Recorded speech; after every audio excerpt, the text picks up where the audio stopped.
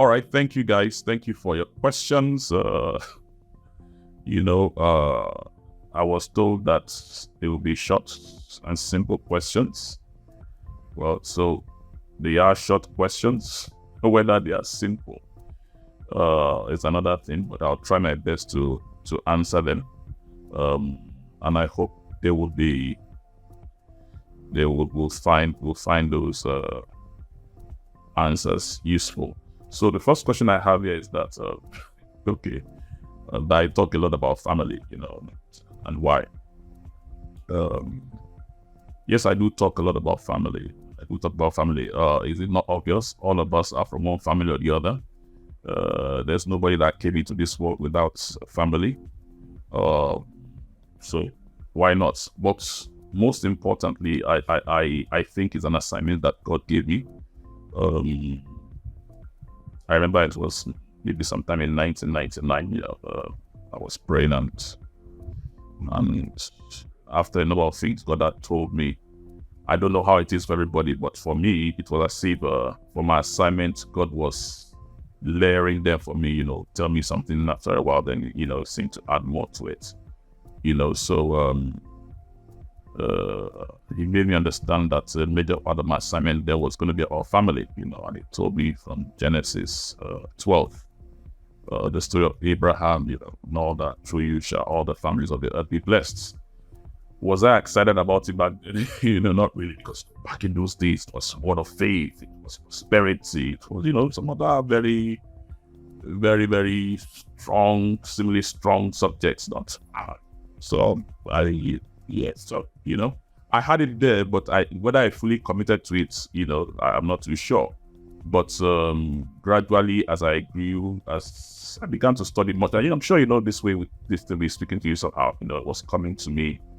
And as I began to study more, I found out that the family is actually the most important thing that God had given to man. It's I call it the most important, the most powerful, and the oldest institution known to man. The family is the most important. There's no other institution, not the church, not business, not government, nothing is more important than family. Why? Because if the family should disintegrate, everything goes. If the family is gone, civilization is gone, church is gone. In fact, the church is called family, family business. So as I began to study these things, as I grew older, I found that family is involved in everything.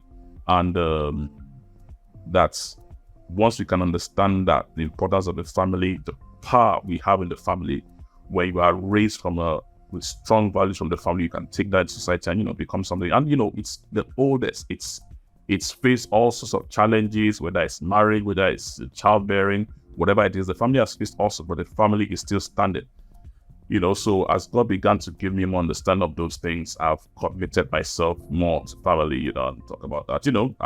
After that, I started my own personal family, and I've seen how it's, and believe me, wherever I am today, whatever I am doing today, I look at the kind of family I came from, and I'm grateful because it gave me some form of head start. So that's why I talk about family. Then you said, men, why men? Why should I focus on men? Men express. And that's on duty. So under family, I talk about a number of things in the family. I talk about marriage. I talk about men. I talk about women. I talk about singles. I talk about teenagers. I talk about siblings. I talk about that whole, because why? These are all the components that make up the family. And for me, the man is very, very important because I grew up as a younger believer reading books like Ed Cole, Christian Men's Network, Ed Cole's books, was the other guy, Steve Farrar, and all those things. Steve Farrar, Point Man, Finishing Strong, a number of those books and all that, I used to go for those meetings by Pastor Taiwo Bukoya back in those days, Discovery for Men and all that, so I felt there was a strong, pull in that direction, but as I began to grow in this family thing, I saw that God was putting a lot about, dealing with men. I'm not just men, like I said, I've done meetings where I'm the only man talking to them, even from my school days, so, but for me, the man in this whole thing is important because again, it does a produce today. Men, First World War, man, Second World War, man, all a number of issues. When Eve ate the fruit, that really happened. When Adam ate it, everything went crazy. So for me, the man is very, very important. The male man is very, very important in the structure. And not that he's more important than woman, but you see, who talks to us as men? Women will talk to men, women will talk to women. But for the men, there's just something about us that we don't really talk. We don't really talk to ourselves. We really don't talk. So Men Express was something that God put in my heart about men expressing themselves to God, expressing themselves to one another, and expressing not just their frustrations and their gifts and all that, but expressing the fullness of everything God has given to them. Express your gifts, express your talents, express the trash in your life, express everything, connect with other people, let them see you for who you are. But the society has made us feel that, the man must be all together, he must do everything right, but that's not the way it is. I remember a story I read about this man. He was trying to do some work, and his son was disturbing him. A very young boy, maybe like a 5-year-old boy, was disturbing him. The man was trying to see how he could get this boy to leave me alone. So he saw this newspaper on the table that had the map, the globe, and the map of the whole world on it. So the man ripped up the magazine and threw it away. I felt like this young boy won't be able to arrange the countries because he doesn't know how all the countries are together. But the boy did it in a few minutes, and the guy was like, "Wow, how are you able to put this whole thing together?" The boy said, "Well, Dad, you saw the map, you saw of the world on that table, but it was a glass table. That underneath on the other side was a face of a man. So all I did was try to put the man together. And the moment I was trying to put the world together, I couldn't do that, but I could put the man together. And the moment I put the man together, the world got together, So, and that was very instructive for me that if we can get the male man right, we can educate the man, we can speak to the man, we can strengthen the man, we can get the man to be comfortable in who he is, comfortable in what he is, what God has made him to be, comfortable with his mistakes, with his strengths, and then to a large extent, we can do all that with men, and not just the older men, mentoring the younger men, their sons and all that, because it is that whole thing together. So that's why we focus on men. So you said the greatest issues facing men today. Wow, the greatest issues facing men today. Well, I think the issue of identity is a major one. The world has projected on man what they feel should be, or this way man should be. If you watch Hercules, you watch all those things, the bodybuilders, you watch the picture of men in adverts, it's all together. You might just get this picture wrong, that the man, and so we get a picture of men from what society projects to us, and in different cultures they're different. But is this picture of somebody who is always in charge, somebody who has to get it right and all that, and that's a major problem, because sometimes it's just not like that. So I think a major problem that men deal with today is the problem of identity. And maybe that's just men, but men deal with that a lot. And with that identity, when you have that identity issue, then you go into the comparison thing, trying to compare yourself with others, trying to outdo others, the competition thing and all that. So that's a major one with men. The other one is because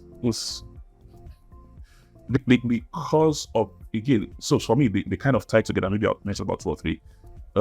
Because of the identity issue, you're always trying to measure up to something and all that.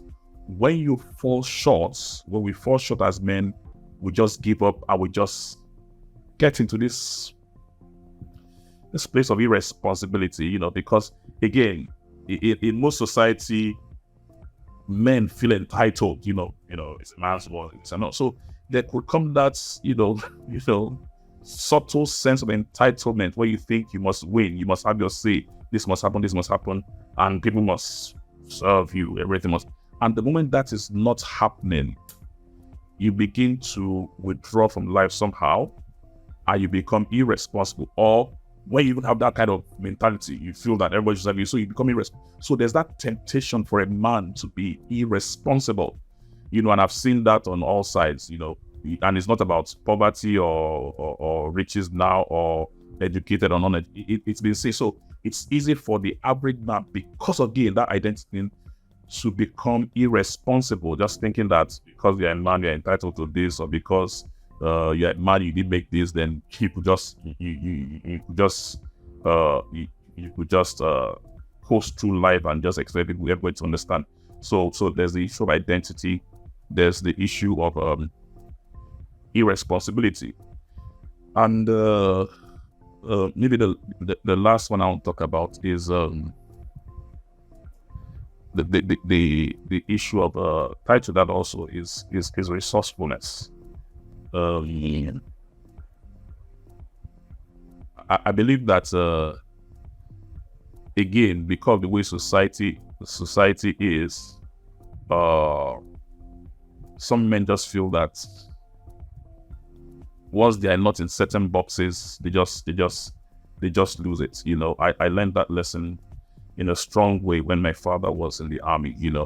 My father was in the army and was retired. When he was there as a colonel, lieutenant colonel, I noticed how not just him, but a number of them, and as I grew up in life, I saw the same thing happen to people.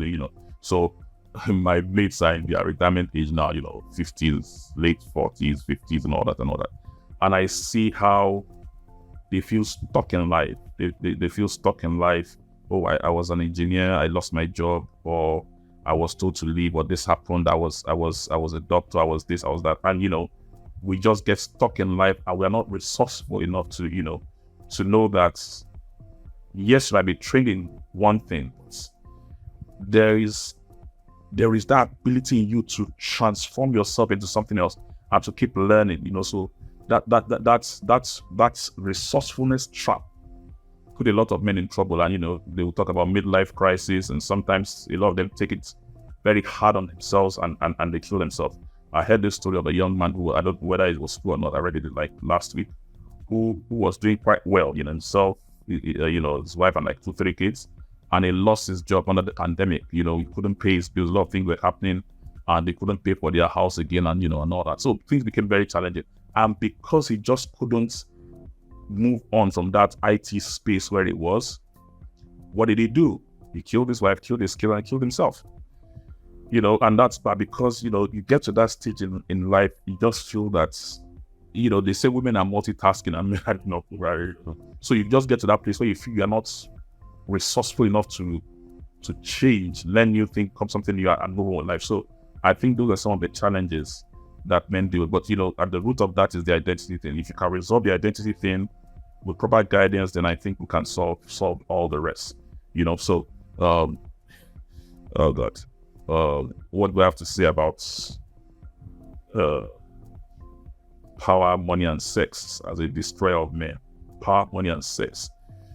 That's something that's been on for a while. I think Ed Cole even wrote a book of that, power, money, and sex, or power, sex, and money. I can't remember that. So is it a destroyer of men? Power, money, and sex.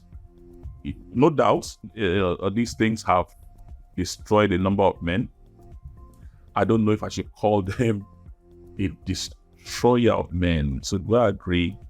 Because I know men who have power, and they've turned out well with power. I know men who were not destroyed by sex. They had power, they had money, they had all those things. So I don't think power is a bad thing. I don't think money is a bad thing. I don't think sex is a bad thing. They all have the spaces in which they function. I think it's the person. So I won't say power, money, and sex are the destroyers of men. I'll say the values we tie to these things, the values that a man has with regards to power, the value a man has with regards to money, the values a man has with regards to sex are the issue. Because to say that power, money, and sex are the destroyers of men, would rather be a general statement than we want to say those avoid it, because power is important. It's important, that we are powerful is important. There is influential.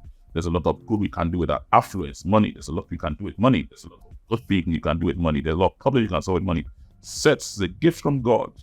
but it has its definition within the confines of marriage. And once sex is within the confines of marriage, that it's a fantastic thing, it's a gift from God, it's nothing bad. So the things we're talking about, power is not bad. Power comes from God. The Holy Spirit, I will give you power. And in every culture, there's political power, there's spiritual power, there's economic power, there's, power, societal, there's power, so power isn't a bad thing. There's a lot we can do with power, So I would agree that power, money, and sex are destroyers and they're bad for men. I will say the values that we develop with respect to these things are the things that destroy men. So if you have the wrong values with respect to these things, then it could destroy you. There's a story of Samson, a very powerful man in the Bible, a very, very powerful man. But Samson wasn't disciplined, so he got into this relationship with this lady called Delilah, and he just didn't know where to draw the lines, and that got him into a lot of trouble. Eventually led to his being captured, and all that. So we look through history and we see that there are a lot of strong men, there are a lot of powerful men that have compromised their lives through their unguided relationship with women, unguided relationship with money, and their unguided relationship with power, and it's destroyed them. But there are men also who've gone through history who had the right value, and this is why these things are important. You can see what we're talking about. When you have the right value system, you understand that power. What's the purpose of power?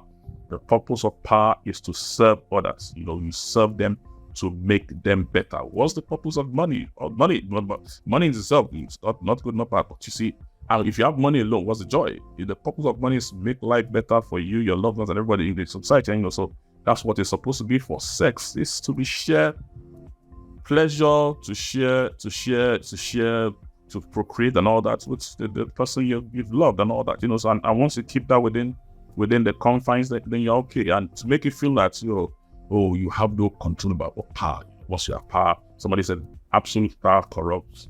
Power corrupts and absolute power corrupts. Absolutely, probably. Not everybody's your value system. You say, where you have money, when you have money, money reveals who you see who you are. Yeah, probably. But if you are the person of right values, your right values are right from the beginning, then power will not corrupt you. You put the right things in place, power will not corrupt you. You're the right person, money will not corrupt you. Sex will not corrupt you. And so it's important we don't make it look as if that the moment these things come, then you are in trouble. You're going to be destroyed. So that's not exactly the way it is. So I hope I've been able to answer that question. The last one you said, my legacy. Okay. You said I have 2 daughters, which is true. Yes, I have 2 daughters. Who is going to carry on?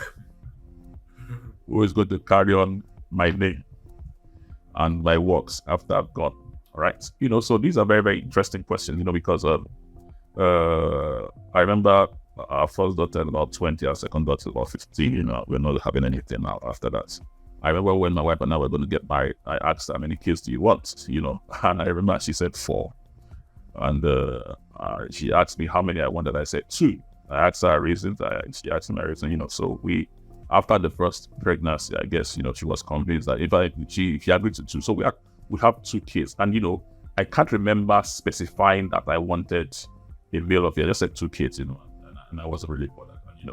And, science tells us that the male man is the one that determines, that carries the X and Y chromosome. So it's the chromosomes I gave her that she brought, So we have 2 girls, and I have absolutely no problem with it. Never will have. And the reason is this, I know people have, had people say, oh, won't you have a son, your name and all that. You see, this is where you need to talk to yourself. If not, people will put you under unnecessary pressure and you'll be trying to do things that you don't want to do. There are people that bid to have the male child. They've had multiple kids that they did not want. And the same thing, some people have male kids, they want female, just be good with what you have. So mine is this, and this is, and believe me, I'm absolutely settled with this. So I know my father's name. My father's name is Amos Adekunle, Amos Tunde Adekunle. That's my dad's name. My grandfather is Adekunle. My grandfather is Adekunle. So he's my dad's dad. My great grandfather, really, I'm not too sure. Maybe something Onilide or something. So I asked. So and I keep asking. So what is the what has that's how far has their legacy been for me, and I'm grateful for, I bear the name and all that. But you see, it's not so much about what they've done. It's about what I'm doing and what I continue to do. So I think a lot of us put unnecessary pressure with ourselves because you want your kids to carry your name for you. I've said to myself, and I've come to understand that I carry my name, and I work hard by God's mercy and grace to carry my name so well that it opens doors for my children, my children's children, and for those around me, whether they are male, female, or whatever it is. So I ask people, let's take for instance, let's say Harry Ford. Harry Ford is the guy that did the Ford bottles. What's the name of his kids? Probably most of us don't even know. I don't know the name of his kids. But why do we still remember Harry Ford? Because his work speaks for him. His work speaks for him. I know that the first President General of Nigeria, Nnamdi Azikiwe, I think I was told that one of his sons was called Ayodele. I don't know anything else about him. But I still know Nnamdi Azikiwe. I know Awolowo. I know a number of them. I don't know their children. Jesus didn't have kids. Prophet Muhammad, I don't know his kids. I know they must have had kids. But you see, I think you carry your name so well. You do your work so well that your name cannot but stay through time. Instead of trying to put the pressure of your memory and your legacy on some people to carry for you, why don't you live your life so impactful that even people that are not your children will carry your name and live with your name? I know people that their non-biological children carry their names. They live that way. So I think for me, I'm not under that kind of pressure, and I think nobody should be under that kind of pressure. I know those of us who are I know about Africa. I don't know about any other cultures, but there are a lot of cultures that they're under a lot of pressure about, you must have a male child, you must have this, you must have, and like I'm saying, it's not wrong, but don't put that pressure on yourself. If you have a male child, it's fantastic. Kids are kids. I train my kids to be the best at what they want to be. I don't say, you're not. No, I train them to be the best. I say, listen, you be the best in whatever you are. Don't let anybody say your gender is. It's just be the best at what you are. And I don't make them feel inferior. Some people in the Yoruba culture say, we want more that a male child is a little more. I said, just be the best you can be. Live the best life. And I train my girls to be like that. And I live my life in such a way that even those who are not my children, biological, want to be identified with me, want to be identified my work, want to be identified my name, so that long after we are gone, your legacy goes on. There are so many streets we see around, there are so many places around that the people are gone, but because of the kind of impact they made in the world, institutions are named after them, roads, legacy, and I think that's the way I see this thing. So for me, I'm not under that pressure, and I think it would be good for anybody who's under that pressure to put himself under that pressure, so that you can actually give yourself to life and keep life its best. So that's what I think about those, and I hope I've been able to answer your question. So on a lighter note, this is what I say. I say, I told my friends that have, I say, what? Those my two girls. When you guys are paying, whatever they call it, they pay dowries and all that. I said, I'll be collecting money from all that. That's on the lighter note. It's not as if you're trying to make money with your girl. But you see, just enjoy whatever. I believe in being grateful for whatever you have in life. Be grateful for it. Because you have kids. Some don't have. What should they do? You have girls. Some don't even have any. Be grateful. So you have boys, you have girls. Be grateful and let the kids know you love and appreciate them. And just be grateful for life. So that's the way I see it. So, well, I guess I've been able to answer your questions, your so-called simple questions. But thank you very much, and I'm grateful for this opportunity. Thank you very much.